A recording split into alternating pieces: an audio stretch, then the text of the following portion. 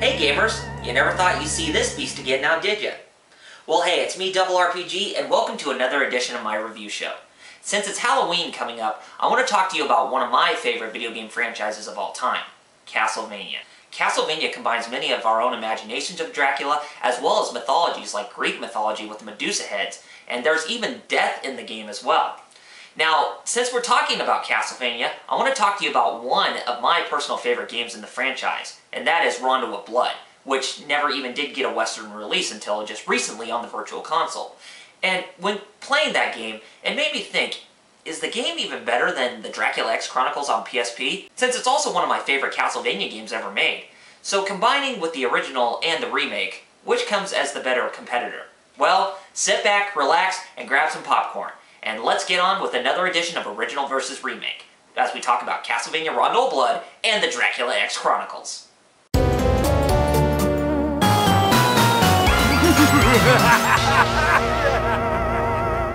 I'm all up for telling tales. Do you all like stories? Well, that's good, because get your books out as I tell you about the game's stories. And our first topic, well, story. The story for Rondo of Blood takes place in 1792, where Count Dracula has wreaked havoc on a small village just near Castlevania, and Richter Belmont rushes to thwart off the Prince of Darkness with his warm light from his family bloodline. On his way there, his love interest, Annette Renard, along with 3 other maidens are captured by Dracula's minions, and among them is the deadly specter, Death, and the dark priest, Shaft. Richter arrives at the village too late, but he trails Death and Shaft to Drac's castle and attempts rescue. Along his journey, he meets with a little mage named Maria Renard, and she is Annette's little sister, and they work together to save the other girls and to stop Dracula once and for all. Now the plot for the Dracula X Chronicles is about the same as Rondo of Blood, but there are some noticeable differences. While the original played out more like the previous Castlevania games before this one, where there was hardly a trace of storytelling, the remake adds in some extra cutscenes throughout the game to add in some character development.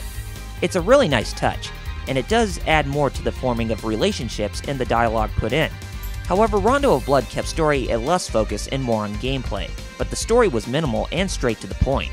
And if you look at the Dracula X Chronicles, it seemed that it was leaning more toward how the Metroidvania games were story heavy, and it just didn't work to some extent. Therefore, story goes out to the original.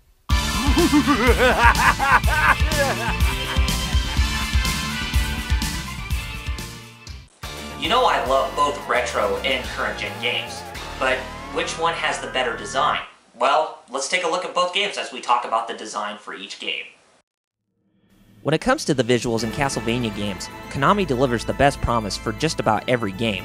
They are dark, grim, and very brooding. But let us start off with the original game, shall we? In Rondo of Blood, the 16-bit graphics were present just as Super Castlevania 4 on the Super Nintendo and Castlevania Bloodlines on the Sega Genesis, and they are bright and colorful with clear distinction on what everything is supposed to be. The only problem is that it didn't capture the same atmosphere on how gothic and shadowy that Super Castlevania 4 was, as some of the colors on the TurboGrafx 16 and some of the places you looked at just doesn't seem to make any sense. When looking at the Dracula X Chronicles, on the other hand, I will say that the 3D graphics, lighting, shadows, textures, and detail captured the atmosphere a lot better. Even the characters look so much better as they were designed by famed character artists of the Castlevania franchise, Ayami Kojima, where it seemed that the characters in Rondo of Blood were more anime inspired. Don't get me wrong, I liked it how they put in the anime drawings in the original game and in Dawn of Sorrow and Portrait of Ruin as they were trying something different, but the plot in this part of the storyline was really serious. The anime kind of ruins it as meeting some of the characters seemed like they were hardly expressing life. Compared to the Dracula X Chronicles, the grim reality was there and it easily captured what the late 1970s was like. All in all, the Dracula X Chronicles wins this round.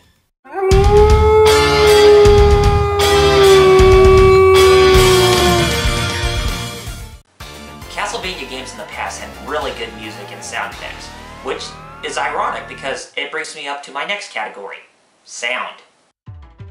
The Castlevania franchise has been well known for having great music, and both the original and the remake are prime candidates for that category, so let's take a look. Rondo of Blood on the PC Engine, or the TurboGrafx 16 as its North American counterpart, had some pretty decent music at the time, and Rondo of Blood was more of a mixture of rock and synthesizer sound that was almost CD quality music. It was pretty rad, and some of the music was and still is pretty memorable, even if some of them are reused from previous installments. The sound effects are okay, and the voice acting was pretty standard for the Japanese voiceovers, but for the English voiceovers in this game, not so much. The Dracula X Chronicles, on the other hand, was more my cup of tea when it comes to the sound department.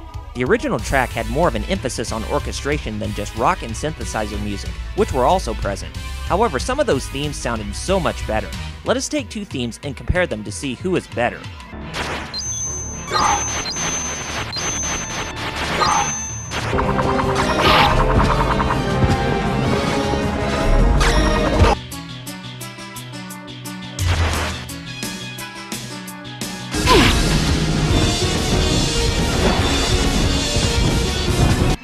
It should be a no contest right there. If you don't believe me, then the sound effects and the English voice acting was much better, as there wasn't any animation to make the lip syncing all bad like Rondo of Blood, as it was mostly the characters speaking and dialogue through text.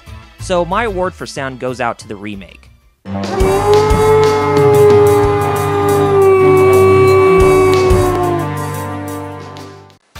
what you see in the original, as it has most of the same features in the remake, but which is better?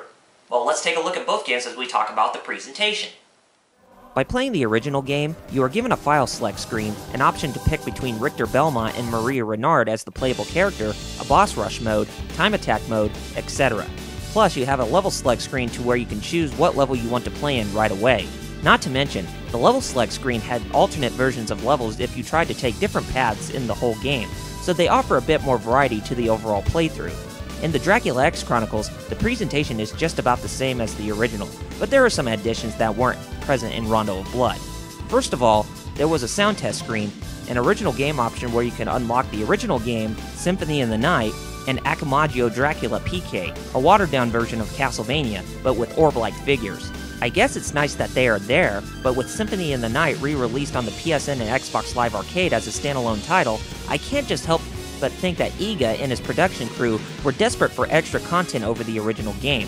Don't get me wrong, I like it, but I think that adding in more games than just one is a bit too cheap for the original game's content. You could unlock music for those games by finding secrets in the Dracula X Chronicles, but again, it's just a sound test that you would have seen in JRPGs on the Super Famicom. It's nice, but too excessive. Maybe some newer mini-games, playable characters, or unlockable costumes would have been nice, but this is what we get. So I give the presentation award to Rondo of Blood. Do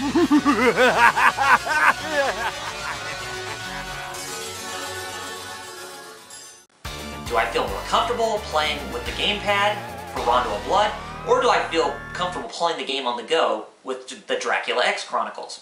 Well, let's see for ourselves, gamers, as we take a look at both games with their gameplay. Which control scheme is much better? Let us see. In Rondo of Blood, you could play the game with only 2 buttons and the D-pad, much like an NES controller or holding the Wiimote sideways, as the TG16 version did on the Virtual Console. Dracula X Chronicles did the same type of thing, where most of the other buttons were pretty useless. But again, which controlled better? The gameplay in Rondo of Blood was solid as any other game, and more forgiving than its SNES deformity. However, the one thing that made this game unforgiving was the boss fights, especially against Death and Dracula. Those sickles from Death would always come after you, whereas the remake had them scattered all over the place.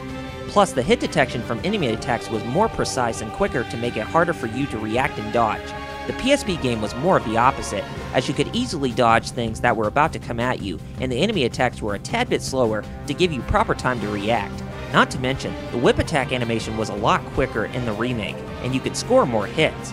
Plus, the number of times that I died was less, as I could easily memorize the attack patterns of enemies and bosses, and land in many whip attacks quickly. With that strong point right there, the remake wins this fight.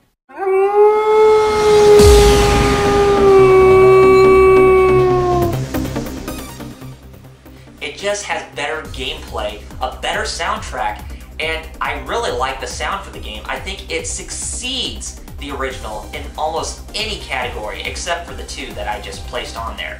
But without further ado, my reward for original versus remake goes to the Dracula X Chronicles on the PSP.